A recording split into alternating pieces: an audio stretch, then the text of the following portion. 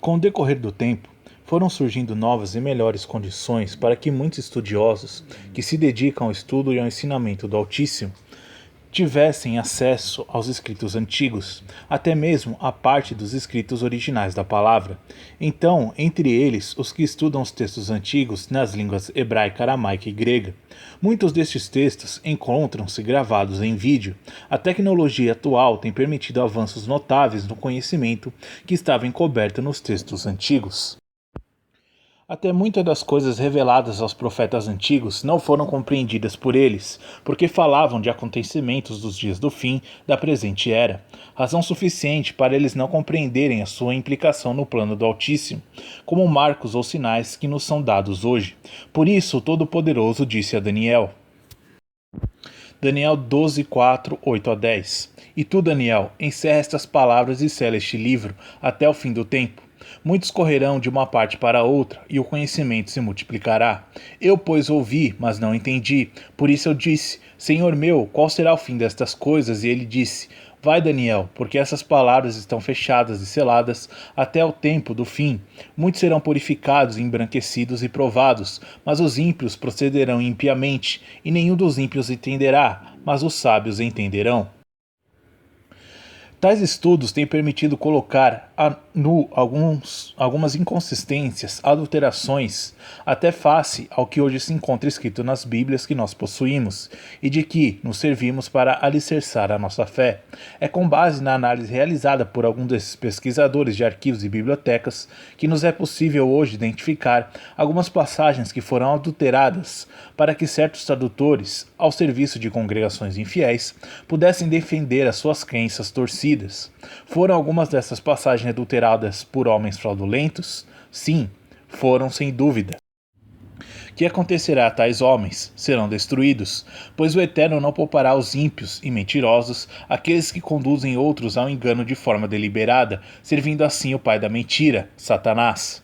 Yahweh diz-nos que será arriscados do livro da vida todos os que acrescentarem ou subtraírem, seja o que for, a palavra que ele mesmo nos deu, Apocalipse 22, 18 e 19, e diz-nos também em Eclesiastes 13:14. Eu sei que tudo quanto Deus faz durará eternamente, nada se lhe deve acrescentar e nada se lhe deve tirar, e isto faz Deus para que haja temor diante dele.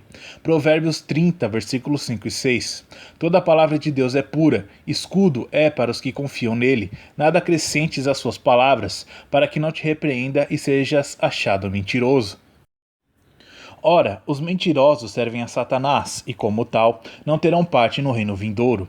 Tais enganos já criaram raízes, pois desde há séculos que a palavra vem sendo adulterada em importantes aspectos doutrinais. Como sabemos, o diabo tem servido e servidores que induzem aos outros ao engano, levando-os a criar a confusão doutrinal entre os homens. Tais servidores operam a mentira. Sim, todos os mentirosos serão destruídos, como nos diz Apocalipse 21:8. Por isso a palavra nos alerta para os falsos mestres e falsos profetas, os tais lobos devoradores de que Paulo também nos disse que viriam após a sua partida. Da ação desses homens vieram as falsas doutrinas, que ainda hoje corrompem multidões. Sim, Satanás e os seus servos atacam em todas as frentes, e a adulteração da palavra é uma delas. Cuidado, pois o trigo ainda continua misturado com o joio, só na ceifa final eles serão separados, e nós sabemos o que acontecerá ao joio. Satanás desde o princípio procurou enganar o ser humano para o levar à perdição, o mesmo destino que lhe está reservado. Que disse ele a Eva, certamente não morrereis, Gênesis 3:1. Em diante. Torcendo as palavras do Eterno, Satanás e seus servidores humanos procuram levar a multidões ao engano e à perdição. Vamos ver algumas das passagens que ainda hoje encontramos nas nossas Bíblias e que não correspondem à mensagem da verdade que nos foi legada pelos servos fiéis do Altíssimo. Sim, o conhecimento tem se multiplicado nos nossos dias, tal como Yahweh fez saber a seu servo Daniel, mas ainda há muito engano misturado com a verdade. Começamos por nos socorrer de um trabalho publicado por Edmund McCraig em 30 de maio de 2008. Neste seu trabalho, o autor revela-nos algumas mistificações que foram introduzidas nas Bíblias que hoje possuímos e pelas quais nos guiamos. Estejamos, pois, alertas. O propósito, não tão secreto assim, de Satanás, é levar os homens a errarem e a andar pelos caminhos desviados da verdade, a Torá, Salmo 119, 142, de forma a que eles se percam e não atinem com a verdade do Altíssimo. Até hoje, muitos obreiros da mentira continuam a defender doutrinas erradas, doutrinas falsas introduzidas por obreiros falsos a partir de textos que eles corromperam. Tal é o caso da falsa doutrina da Trindade. Conforme a passagem de Isaías 14:14, Satanás teve sempre por ambição subir acima das mais altas nuvens celestes e ser semelhante ou igual ao Altíssimo. Foi essa a ambição que o perdeu, mas na sua queda ele conseguiu arrastar um terço das criaturas celestes, criaturas que estão condenadas à destruição no lago de fogo, como nos é dito em Mateus 25:41. Ele quis sempre ocupar um trono no topo da hierarquia divina, mas esse trono estava destinado ao Cordeiro do Eterno, Yeshua, o Rei Vindouro. Porém, o fim de Satanás e da sua corte maligna e de todos os que o seguem será bem diferente, como a palavra nos revela. Vejamos a questão do Espírito Santo, que não é uma terceira pessoa da Trindade, formando uma Trindade, mas sim o poder de Yahweh, a ação do Altíssimo sobre os justos, os santos, o poder da revelação de sua palavra, a influência vinda do alto e sublime e que age na vida de cada servo que lhe é fiel. Veja-se a passagem que se refere ao Messias Yeshua e que contém adulterações e que está em 1 João 5, versículos 6 e 8. Este é aquele que veio por água e sangue, isto é, Jesus Cristo, não só por água, mas por água e por sangue. E o Espírito é o que testifica, porque o Espírito é a verdade. Porque três são os que testificam no céu, o Pai, a Palavra e o Espírito Santo, e estes três são um. E três são os que testificam na terra, o Espírito, a água e o sangue, e estes três concordam num. Curiosamente, começamos a perceber que tais adiantamentos que vieram criar e dar supostas e suporte a doutrinas falsas foram introduzidos pela Igreja Católica Romana e bem recebida por muitas das suas filhas evangélicas. Por isso, certas edições das Bíblias, tais como a Bíblia de Genebra, a versão apócrifa da Bíblia de Douay-Rheims e a versão inglesa da Bíblia King James, adotaram o erro. O autor acima citado lembra que a versão da Bíblia King James foi traduzida por membros da Igreja Anglicana, que sempre manteve rituais e crenças muito próximos dos da Igreja Católica Romana, de onde haviam saído ao tempo do rei Henrique VIII. Quando a passagem de 1 João 5, 7 a 8 está declarado, e estes três são um, o tradutor está a promover a doutrina de uma trindade, do mesmo modo que o faz quando logo em seguida escreve que os três que testificam na terra concordam em um, no que é contrariado por muitas outras passagens bíblicas que nos falam de um só Elohim, o Pai, do mesmo modo que nos fala do Filho, aquele verbo divino que veio até nós em carne, na qualidade de servo sofredor, como nos ensina Isaías 53. O Espírito Santo que estava no Filho era o Espírito Santo do Pai, o poder que operava maravilhas. Por isso Yeshua HaMashiach disse, João 14, 9 a 12, disse-lhe Yeshua, estou há tanto tempo convosco, e não me tendes conhecido, Filipe? Quem vê a mim vê ao Pai, e como dizes tu, mostra-nos o Pai. Não crês tu que eu estou no Pai e que o Pai está em mim? As palavras que eu vos digo não vos digo de mim mesmo, mas o Pai que está em mim é quem faz as obras. Crede-me que estou no Pai e o Pai em mim. Crede-me, ao menos por causa das mesmas obras. Na verdade vos digo que aquele que crê em mim também fará as obras que eu faço, e as fará maiores do que essas, porque eu vou para o meu Pai. Yeshua, na sua passagem por este mundo como servo sofredor e de quem os santos profetas falaram desde o princípio, ele era o cordeiro do Elohim que foi morto ainda antes da fundação do mundo, demonstrou cabalmente que era um homem, pois foi concebido em Maria pelo poder do Espírito Santo, Mateus 1,18, tendo um corpo como os demais homens, constituído por água e por sangue, elementos que ele derramou quando seu corpo foi perfurado pela lança de um soldado romano, momentos antes de expirar no madeiro, rendendo então o espírito que nele estava. Por isso, naquele derradeiro momento do sofrimento, ele clamou, Pai, Pai, por que me abandonaste? Este é aquele através do qual podemos chegar junto ao Pai, pois ele é o caminho, a verdade e a vida. a Torá viva e verdadeira. Mas a mistificação das palavras que se encontram em 1 João 5, 7 a 8 prova-se confirmando que essas palavras não fazem parte dos textos sagrados dos manuscritos gregos anteriores ao século XVI. Elas foram encontradas pela primeira vez à margem de alguns textos latinos, daí têm migrado, sido adicionadas em edições posteriores das nossas Bíblias, com a intenção de defender uma falsa doutrina. Várias autoridades credíveis confirmam o que se aponta no que foi dito, apontando o dedo aos tradutores católicos romanos, aos quais é atribuída a responsabilidade deste acréscimo errôneo. Também tais textos, indutores do erro, não fazem parte dos antigos textos em aramaico. Trata-se, pois, de uma adulteração grave dos textos originais. Alguns autores apontam que tal erro é ainda mais antigo, pois terá tido origem em escritos do tempo de Constantino, o imperador pagão que promoveu a mistificação da verdade e promoveu a falsa doutrina da Trindade que os homens herdaram dos deuses triunos da Babilônia. Confirma-se assim que tais textos foram adicionados pela mão de homens fraudulentos, pois também esses textos não constam na Peshitta nem nos manuscritos gregos mais antigos, os manuscritos de Alepo, A e B, bem como na Vulgata. Sim, a promoção da falsa doutrina da Trindade é claramente um erro grave, pois viola desde logo o mandamento que encontramos em Êxodo 20, versículos 1 a 6. Este erro foi promovido por Roma e aceito por muitas das suas filhas evangélicas. Lembremos, por exemplo, o que nos ensina Paulo em 1 Coríntios 8,6. Todavia para nós há um só Deus, o Pai, de quem é tudo e para quem nós vivemos, e um só Senhor, Yeshua HaMashiach, pelo qual são todas as coisas e nós por ele. Eis que Judas, irmão de Tiago, nos deixou escrito em Judas 1, 2 a 4.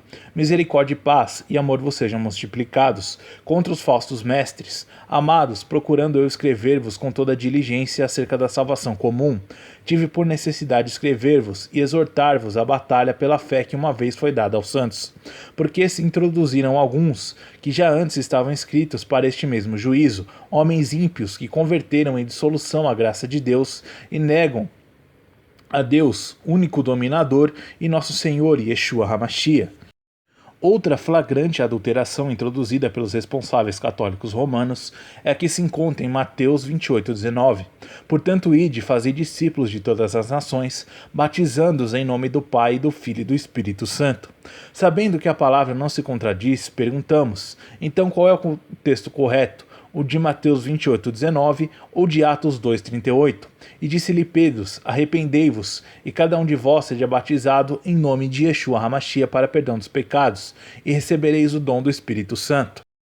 É óbvio que a passagem de Mateus 28,19 foi adulterada por aqueles que procuraram instalar a dúvida e o erro, procurando assim introduzir palavras que apoiem a falsa doutrina da Trindade, e tudo isso teve origem em tempos bem remotos.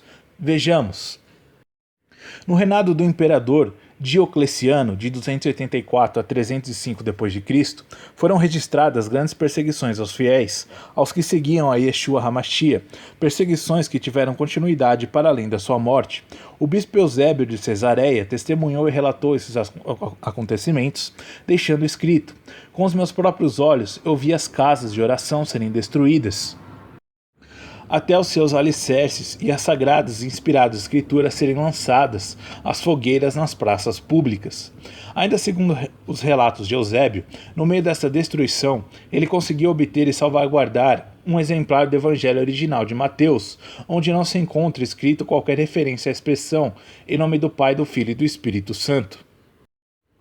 Excertos do livro Textual Criticism of the New Testament diz-nos: é claro que os manuscritos que Eusébio herdou do seu predecessor Fanfílio em Cesareia não têm qualquer referência a batismo ou a fórmula trinitária, em nome do Pai, do Filho e do Espírito Santo. Ao longo da sua vida, Eusébio escreveu repetidas vezes, entre os anos 300 e 336 d.C., as palavras que retirou dos escritos de Mateus. Portanto, ide, fazei discípulos de todas as nações, ensinando-os a guardar todas as coisas que eu vos tenho mandado. Expressão onde Yeshua não fala em batismo em nome do Pai, do Filho e do Espírito Santo. Muitos outros pesquisadores e estudiosos da palavra vieram a público denunciar esta adulteração da palavra, testemunhos que nos dispensamos de apresentar neste estudo para não tornar muito longo. Todos eles afirmam tratar-se de uma adulteração introduzida pela Igreja Católica Romana para suportar a falsa doutrina da Trindade, pois tal expressão não consta dos antigos manuscritos sinaíticos, curetuâneos e bobienenses. De resto, a autoria desta mistificação é reconhecida pela Igreja Católica Romana, pois a Enciclopédia Católica, volume 2, página 262, está escrito que tal fórmula foi introduzida para honrar as três pessoas da Santíssima Trindade, reconhecendo assim terem praticado uma séria adulteração da palavra. O próprio Papa Joseph Ratzinger, o Bento XVI, reconhece essa adulteração no seu escrito de 1968, Introdução ao Cristianismo, página 82 e 83. Como dissemos, não nos alongaremos mais, pois muitos foram os pesquisadores que nos vieram revelar a verdade dos textos originais de Mateus, mais de 42. Resta somente dizer que só somos salvos pela fé e aceitação do sacrifício de Yeshua, e só pelo sangue do Cordeiro podemos chegar junto do Pai, andando obedientemente segundo a sua Torá, Isaías 8:16, 20, Apocalipse 14:12. Por isso o batismo da alma que se arrepende deve ser somente realizado no nome do Filho, e não segundo a fórmula trinitária que Mateus 28:19 nos mostra nas nossas Bíblias. Tal como Pedro deixou escrito acerca do nome de Yeshua HaMashiach, Atos 14:12, em nenhum outro há salvação, porque também debaixo do céu nenhum outro nome há, dado entre os homens, pelo qual devemos ser salvos. Como está escrito igualmente em Lucas 24:46 e 47, e disse-lhes, assim está escrito, e assim convinha que o Cristo padecesse, e ao terceiro dia ressuscitasse dentre os mortos, e em seu nome se pregasse o arrependimento e a remissão dos pecados, em todas as nações, começando por Jerusalém. Colossenses 2:12, sepultados com ele no batismo, nele também ressuscitastes pela fé no poder de Deus, que o ressuscitou entre os mortos. A mentira introduzida abusivamente por homens ímpios em Mateus 28:19 é, pois, desmascarada por outras passagens bíblicas. Deste modo, a leitura correta que devemos fazer do texto de Mateus é o seguinte: Mateus 28:18 a 20. E chegando-se, Yeshua falou-lhes, dizendo: É-me dado todo o poder no céu e na terra. Portanto, ide, fazei discípulos de todas as nações, em meu nome, ensinando-os a guardar todas as coisas que eu vos tenho mandado. E eis que eu estou convosco todos os dias até a consumação dos séculos. Amém. O entendimento hermenêutico que podemos extrair daquelas passagens é o seguinte: uma vez que todo o poder lhe havia sido concedido pelo Pai, tanto no céu como na terra, ele ordena aos seus discípulos que atraiam almas para ele, em seu nome, João 20:31, ensinando-as que elas deviam andar em todos os ensinamentos que ele mesmo havia transmitido, e, como Yeshua HaMashiach em tudo foi obediente ao Pai, andando em todos os seus caminhos, a lei, a Torá, o mesmo nos é ordenado a nós, seguir esses preceitos de vida para que tenhamos vida abundante, pois foi para isso que o Messias veio, para que tenhamos vida eterna, o galardão que só ele pode entregar na sua vinda, pelo poder que o Pai lhe deu, se lhe formos fiéis até o fim. Por isso mesmo, verifiquemos as passagens que nos falam de batismo em seu nome, que encontramos no chamado Novo Testamento. Atos 2:38, Atos 8:16, Atos 9:18, Atos 22:16, Atos 10:48, Atos 16:15, 33, Atos 19:5, Atos 18:8. Tendo assim a certeza que nenhum dos discípulos do Messias alguma vez usou a fórmula trinitária que a Igreja Católica Romana vem introduzir em nossas Bíblias. Por alguma razão, esta igreja é chamada de grande prostituta em Apocalipse 17:1 e Apocalipse 19:2. Sim, para compreendermos a palavra e a mensagem de salvação por Yeshua HaMashiach, temos de harmonizar e fazer concordar os múltiplos textos que foram legados pelos fiéis da antiguidade. Não podemos extrair de um só versículo uma doutrina como fazem alguns, pois esse mesmo versículo é concordante com muitos outros. Lembremos, a Bíblia não se contradiz. A doutrina da Trindade é falsa. Não podemos adicionar ou retirar a palavra, seja o que for, como nos é ensinado em Deuteronômio 12:32, Apocalipse 22:18-19. Se o fizermos, podemos estar a comprometer a salvação da nossa alma. Sejamos, pois, prudentes.